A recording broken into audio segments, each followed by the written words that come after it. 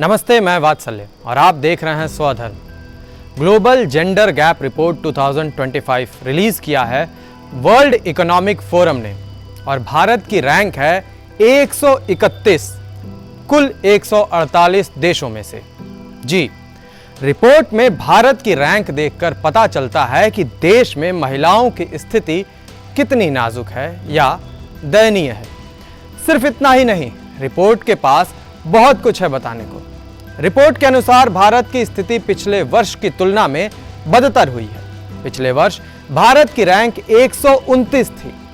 South Asia में भी भारत सबसे खराब परफॉर्मेंस देने वाले देशों में से है, ऐसा रिपोर्ट कहती है। सबसे पहले तो आपको बताता हूं कि किन पैरामीटर्स के आधार पर यह रिपोर्ट तैयार की गई है। पहला, इकोनॉमिक पार्टिसिपेशन एंड अपॉर्चुनिटी, मतलब महिलाएं आर्थिक रूप से कितनी सहभागिता दिखा पाती हैं किसी भी तरह के काम में और उन्हें कितने अवसर उपलब्ध होते हैं ऐसा करने के लिए। दूसरा, एजुकेशनल अटेनमेंट, मतलब महिलाओं की शैक्षणिक उपलब्धि कितनी है। तीसरा, हेल्थ एंड सर्वाइवल, यानी स्वास्थ्य और कब तक बचे रहने की संभावना है। और चौथा, पॉलिटिकल एम्पावरमेंट, यानी राजनीतिक सशक्तिकरण। यह पता चलता है यह जानकर कि संसद या विधानसभा में महिलाओं की कितनी भागीदारी है। तो इन पैरामीटर्स ने तय किया किसी भी देश की रैंकिंग को जिसमें भारत 131वें स्थान पर है। लेबर फोर्स पार्टिसिपेशन रेट की बात करें तो भारत की परफॉर्मेंस पिछले साल जितनी ही 45.9% है।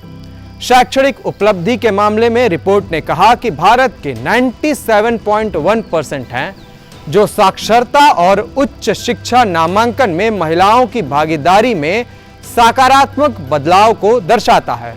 मतलब अब अधिक महिलाएं स्कूलों में एडमिशन ले पा रही हैं, अधिक महिलाएं शिक्षा प्राप्त कर पा रही हैं।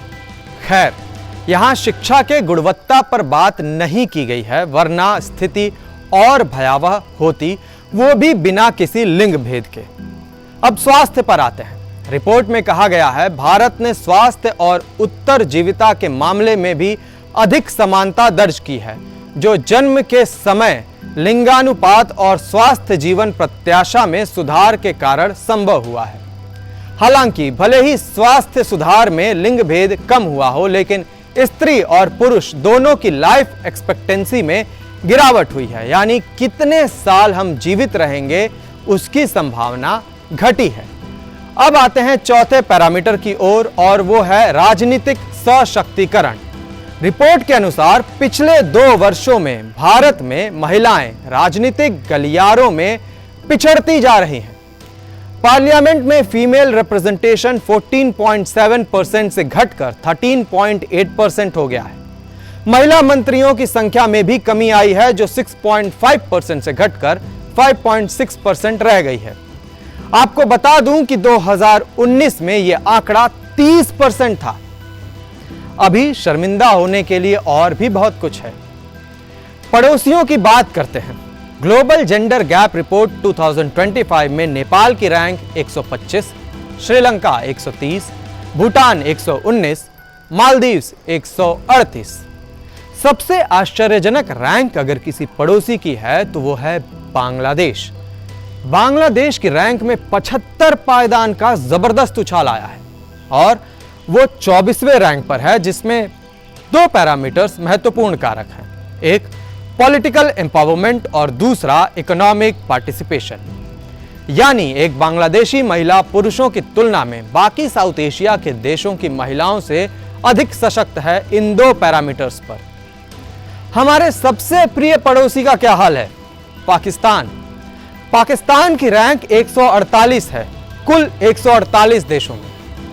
शुक्र है कि कम से कम हम पाकिस्तान से आगे तो हैं और बहुत लोगों के लिए इतना ही पर्याप्त भी है। बाकी दुनिया से क्या तुलना करना अगर पाकिस्तान को पीछे छोड़ दिया तो। 2025 में समूचा साउथ एशिया जेंडर पैरिटी यानी लैंगिक समानता में 64.6% पर है।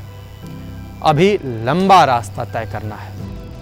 अब साउथ एशिया से बाहर निकलते हैं और वैश्विक स्तर पर क्या हाल है वो जानते हैं। लगातार 16वें वर्ष आइसलैंड नंबर 1 देश है इस लिस्ट में। इसके बाद नंबर आता है फिनलैंड, नॉर्वे, यूके और न्यूजीलैंड का। रिपोर्ट कहती है कि वैश्विक स्तर पर जेंडर गैप 68.8% तक कम हुआ है और इसी रेट पर संपूर्ण समानता लाने में अभी 123 साल और लगेंगे। ग्लोबल जेंडर गैप रिपोर्ट की बात करें तो इसे वर्ल्ड इकोनॉमिक फोरम द्वारा पब्लिश किया जाता है। 2025 की रिपोर्ट 19वां संस्करण है। पहली बार यह रिपोर्ट 2006 में पब्लिश हुई थी। इस रिपोर्ट के विरोध में कई गलियारों में आवाजें आएंगी कि भारत के विरुद्ध एक षड्यंत्र है, भारत की छवि को धूमिल करने का यह एक प्रयास है। पश्चिमी जगत भारत के उभार को स्वीकार नहीं कर पा रहा है, इसलिए इस तरह की फैब्रिकेटेड रिपोर्ट्स पब्लिश कर रहा है।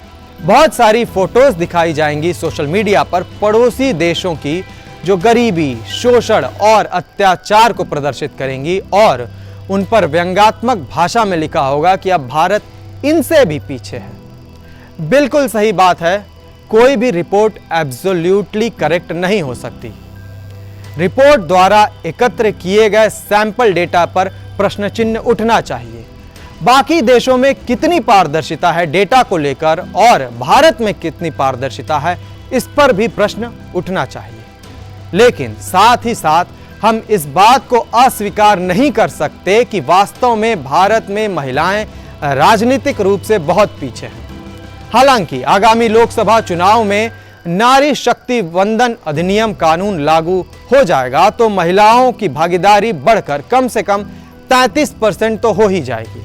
हालांकि क्या संसद में प्रधान पति या सरपंच पति जैसी प्रक्रिया प्रचलन में आएगी या नहीं, ये देखने वाली बात होगी।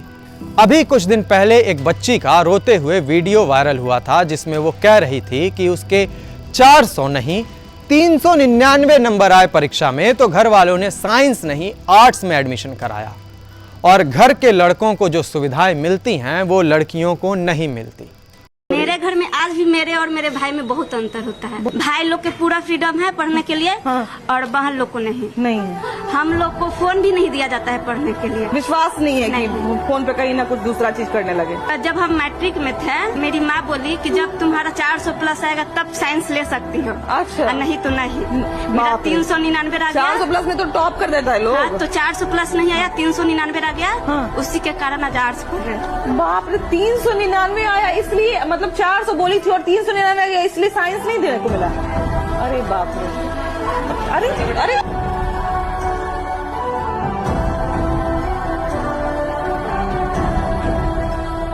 स्वास्थ्य में लगभग हर दूसरी भारतीय महिला एनीमिया का शिकार है और नौकरी, वो तो आप अपने घर में ना सही तो कम से कम मोहल्ले में ही देख लीजिए। पुरुषों की तुलना में कितनी महिलाएं सेल्फ डिपेंडेंट नजर आती हैं। रिपोर्ट सही हो या गलत, लेकिन हमारे पास भी खुद अभी बहुत कुछ करने को है।